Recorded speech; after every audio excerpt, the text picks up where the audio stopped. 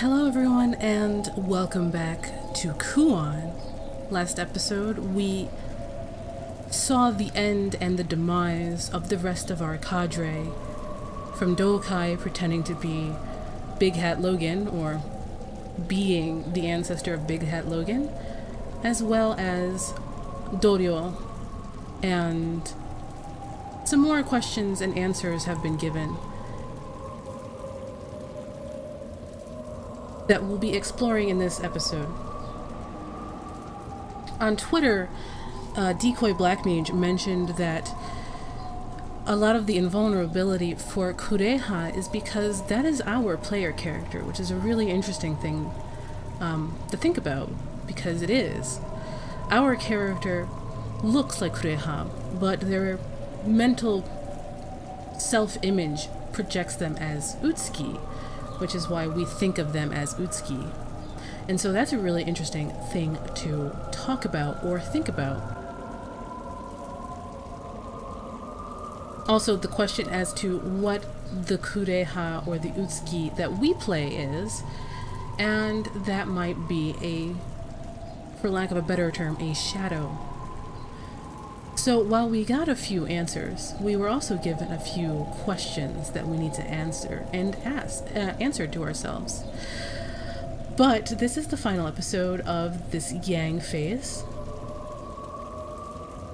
And so it's not very long, so let's get started. We're gonna get some onibi and a vessel, as well as two iron wedges. We're stuck back down here in the underground labyrinth, and the last thing we'll be getting is the underground map.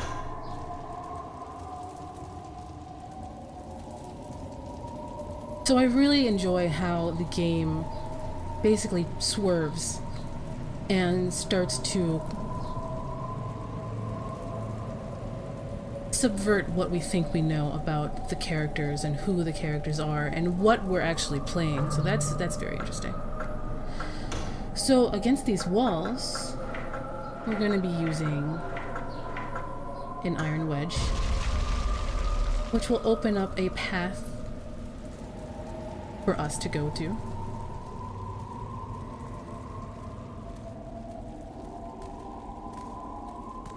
And again, I really enjoy how this underground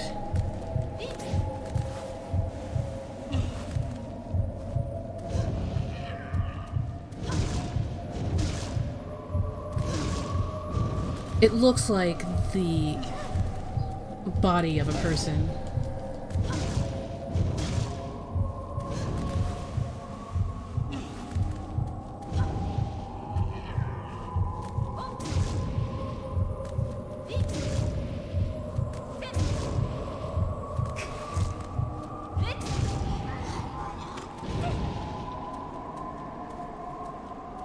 And that Yambito, he drops us some elixir, which is nice. Very nice of him.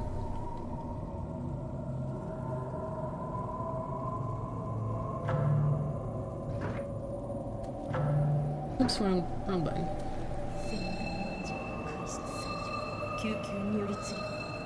And since this is the last one, we can be a little bit more saucy than we have been. We can use some more powerful spells.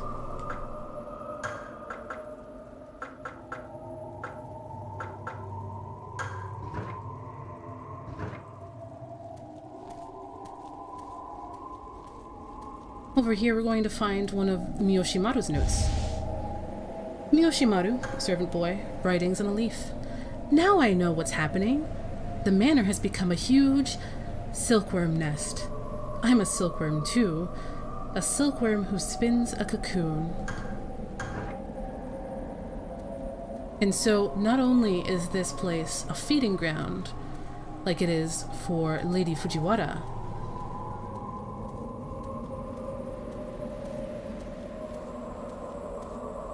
it is a silkworm nest. And it is a very interesting inversion to how real silkworms are farmed. And they're farmed with Their mulberry trees are kept very short to the ground so that you don't have to like reach up and pluck them, and they eat and eat and eat, and they can't fly because they've been fully domesticated. And even silkworms in real life don't even have color. They wholly rely on humans to help them. And that is very similar to how the Fujiwara complex is turned into. It might be a little bit of a revenge on the part of the Mulberry twins. In here we're going to find some dust and a tool. And we're going to see a spider dude going up the right-hand side. And then we're going to keep going. And we're going to see what is behind this door, which is going to be a rather difficult ambush, so...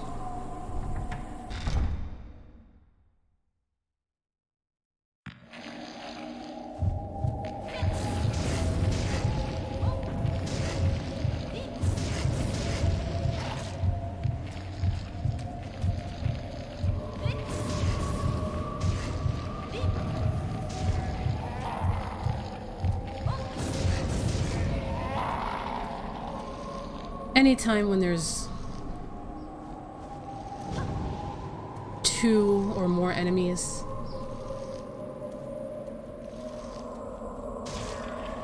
presents major difficulty. And those guys, which are the silkworm enemies, humans turned into silkworms, I mean, they have a lot of health and they're very difficult when faced in multiples.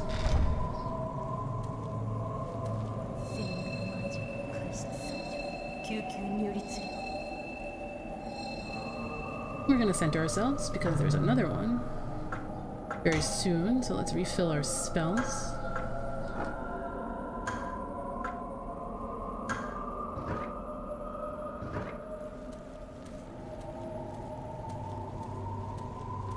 But first, we're gonna find our way here once more. A place where Kegare comes to rest. Miyoshimaru's Note 4. Miyoshimaru's servant boy, writings on a leaf. At this pond, I can hear everyone's voice. I can hear them calling from the vassals sailed long ago. I will be joining them soon.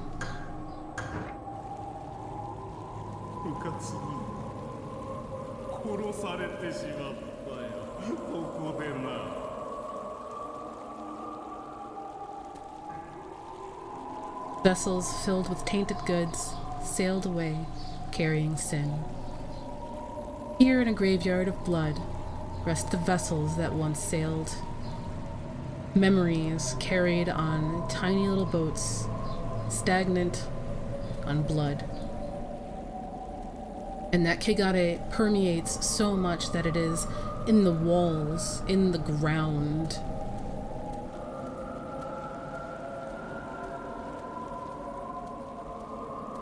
We try leaving. The door closes, hitting us with a tempest. And all of the voices and all of the memories come flooding in. Luckily,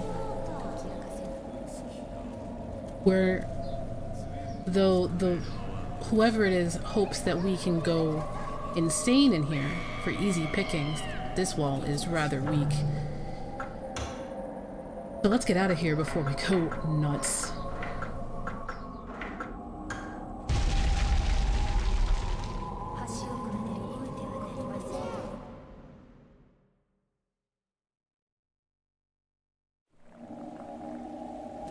So we're here in the nursery once more.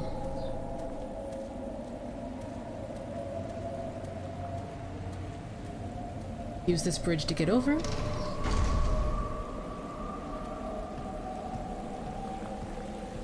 We're going to find wicker boxes, all of which are empty.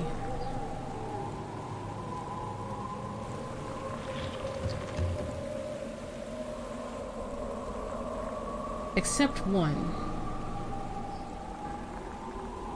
which is the one that Utsuki Kureha uses at the end of Yin phase. And that one is sealed. But we can keep going south, which we will.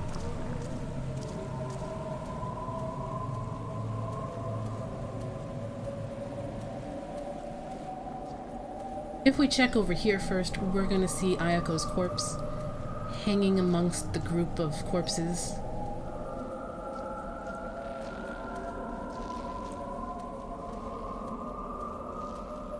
And a sealed door, just as it is in Yin phase.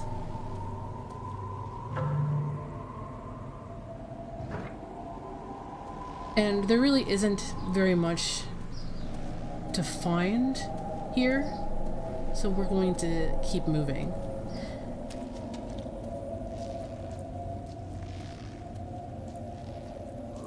Although this tableau is probably the most striking in the entire game.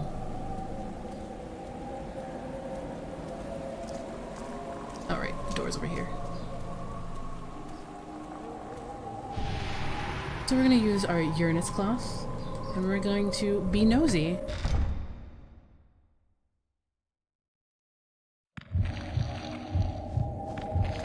Our reward is we're going to be attacked by one of those silkworm creatures. And if you don't know what's there, it does stand a good chance of killing you.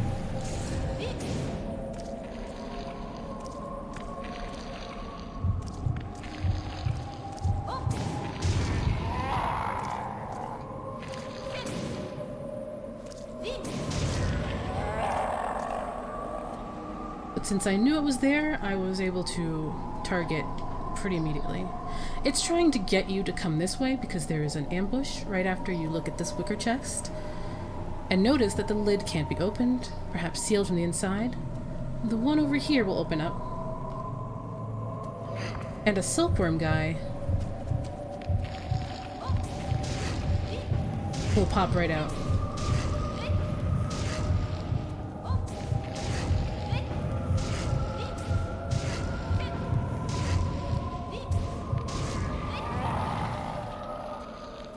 Very annoying. Over here, we're going to find a Jupiter seal.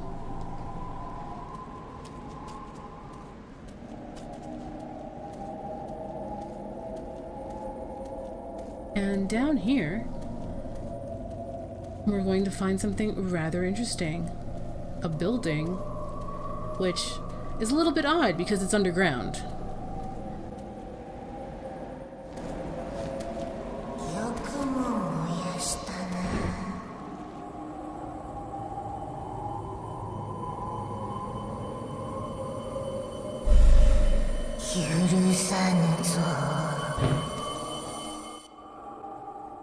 It serves a purpose for Doman. And the Mulberry twin does say that she will not forgive Sakuya for doing what she did. Oh well.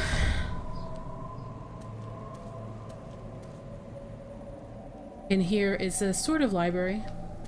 We're going to find an elixir and some vessels. On the other side is a Jupiter seal.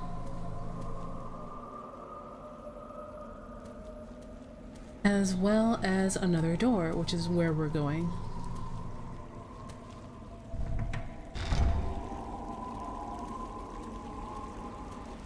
Right across from that is another little module. And this is more of a personal quarters. A new book lies open. First, we're going to pick up that Jupiter sacred cloth, and we're going to find Doman's book, Volume 5, written by Doman about cocoons and the dead. Actually, entering a cocoon 9 times does not revive the dead. What does happen is that the dead are reborn as their children, as mulberries. This spell has always been intended for silkworms, not for humans.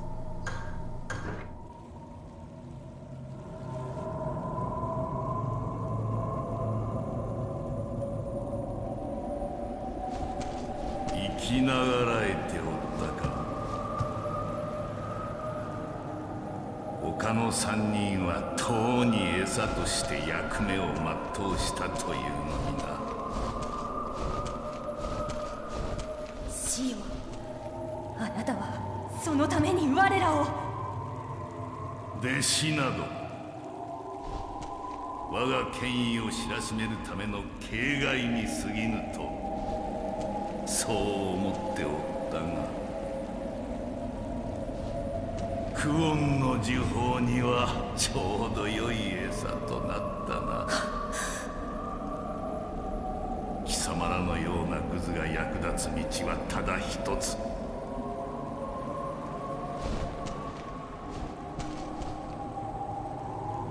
死人と共につづらに入ることだ。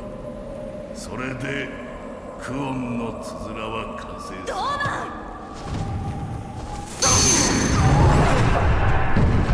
つけねえが、餌は餌らしく振る舞うがいい。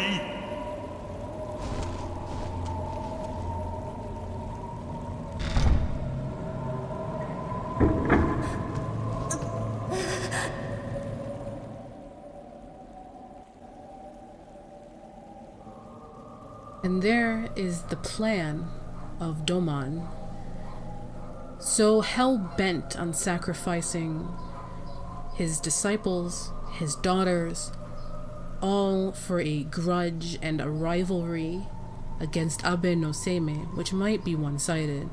Although in real life, in like historical writings, Abe no Seimei and Ashiya Doman were indeed rivals. But this brings it to an extreme, that Ashiya Doman would work with black magic just for a chance to show up Abe no Seimei.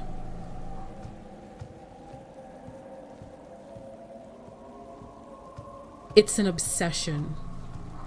And FromSoft does characters with obsessions very, very well.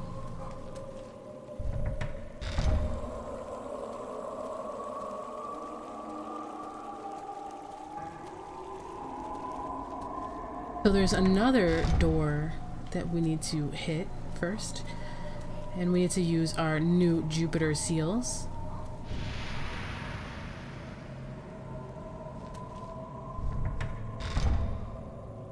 Over here we're going to find some more Kukutsu-onna, and we're going to find the source of the Kukutsu-onna, these puppet women wrapped in red cloth, well, red silk rather.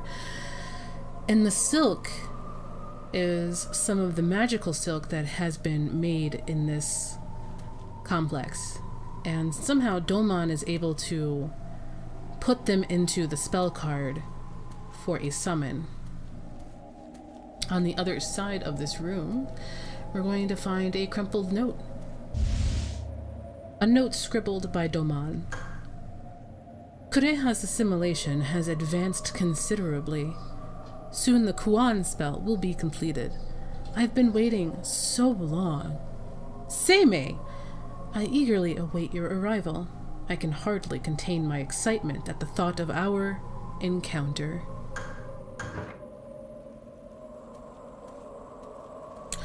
Well, Doman, be careful what you wish for.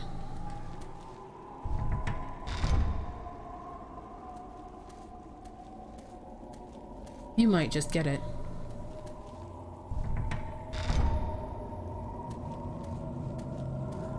And there's one more Jupiter seal to go to. So let's go do that.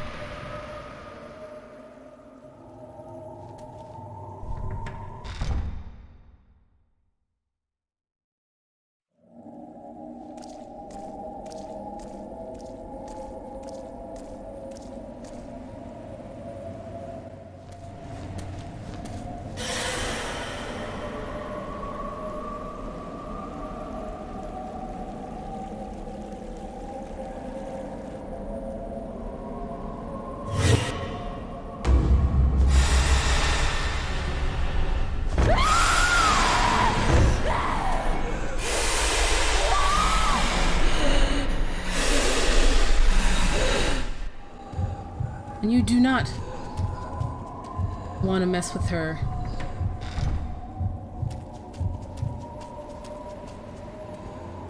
And you want to run. Run as fast as you can.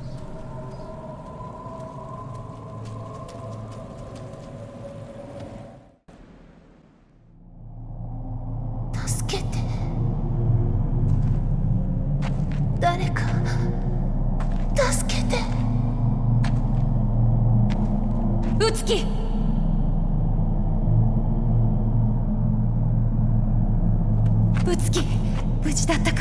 この場所はいけない。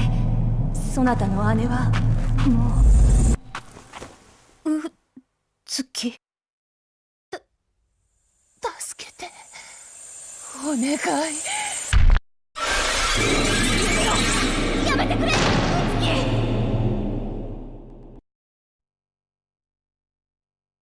And that, my friends, is the end of Yang Phase. The merged version of Utsuki and Sakuya meeting again at last at the bottom of the complex amongst grudges and kegare that permeate the walls. Behind her is probably Kureha, who is on her way to probably attack Sakuya if Sakuya doesn't move. And so that is probably the real Utsuki, rather than the Utsuki that is projected or is hallucinated, as it were, by the power of the mulberries. I'd love to hear your thoughts about that. There's been a lot of good thoughts about that in comments and in Twitter.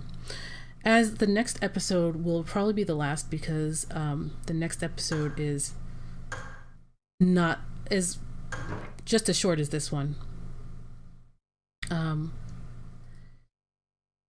Feel free to write what you think about this game, how you think this game informs modern FromSoft design philosophy, as well as let's go and try and hunt some interpretations of this game down. Next episode, if you haven't guessed by now, is the third phase, Kuon phase, which will star this lady in the middle, who is Abe no Seimei. In reality, Abe no Seimei was a man, but I find it very interesting that they choose to make Abe no Seimei a woman in this game, which makes this game pretty much led and starring and succeeded by women.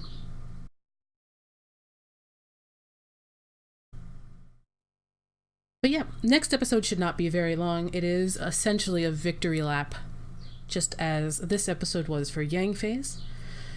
And so there's a lot to talk about, and hopefully I'll have a couple of days in between this phase and the next phase so that I can gather some notes from what you guys want to talk about and how you guys want to talk about that. So it'll be a lot of fun, and I hope you guys join me there. And thank you for joining me for Yang Phase, and I'll see you at Kuon Phase. See you later, everybody.